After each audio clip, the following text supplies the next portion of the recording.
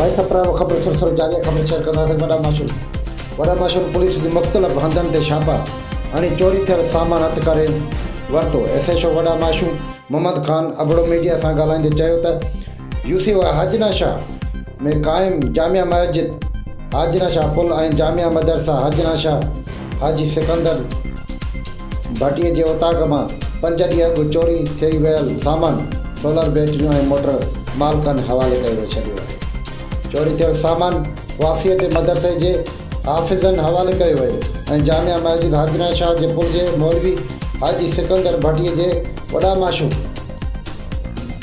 जे SHO शुक्रियो अदा कयो ऐं उन मौक़े ते वॾा माशून ٿاڻي जे SHO محمد खान ابڙو चयो त SSP खेरपुर डॉक्टर समीर सूमरे जे हिदायतुनि ते मुख़्तलिफ़ हंधनि ते कार्रवाई करे सामान चोरी थियल सामान हथ करे असुल मालकन हवाले कयो वियो आहे। अमन अमान खे बहितर बणाइण लाइ क़दम खंया विया आहिनि।